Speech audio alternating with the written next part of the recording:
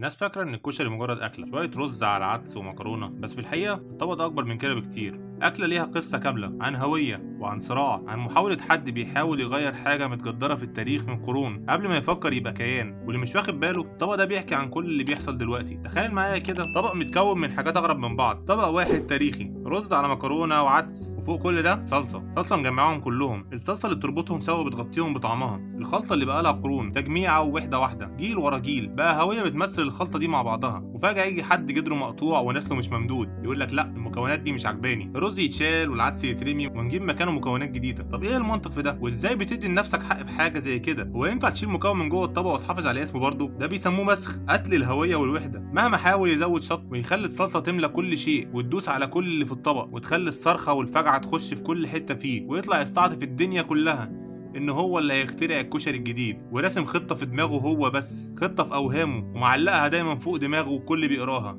أكلة الكشري الكبرى. بس عارف ايه احلى في الموضوع؟ ان المكونات مهما اتداس عليها ثابتة، بتقاوم بكل قوة. عارف ليه؟ عشان ببساطة هي الاصل، واخواتها الكبار واقفين زي اللقمة في الزور.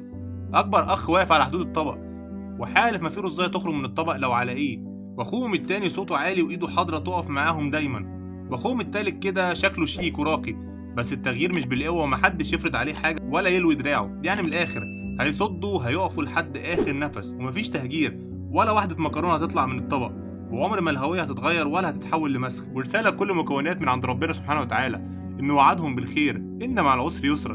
مهما الشطة ولعت في الطبق ومهما الصلصة غرقت كل حاجة، الفرج جاي وربنا ما بيسيبش، يمهل ولا يهمل. وفي النهاية يا صديقي الطبق ده مش مجرد وجبة، دي معركة فيها اللي عايز يبان ويمحي هوية الطبق بأي تمن كان، والجيران واقفين بيصدوا ومقاومتهم ما بتنتهيش. والطبق اللي من غير مكوناته الصح عمره ما هيبقى طبق، زي الإنسان من غير أرضه عمره ما هيبقى إنسان. ولو وصلت لحد هنا يبقى عجبك الفيديو، واللي يعجبه الفيديو يدوس لايك، واللي إعجاب يتحول لاهتمام، والاهتمام يعني تشاركنا في التعليقات. ولو أنت جديد معانا فعل الجرس وتابعنا وشوف الفيديوهات القديمة واستنى الجديد. كان معكم عبد الرحمن صالح وهنا مستليه. سلام.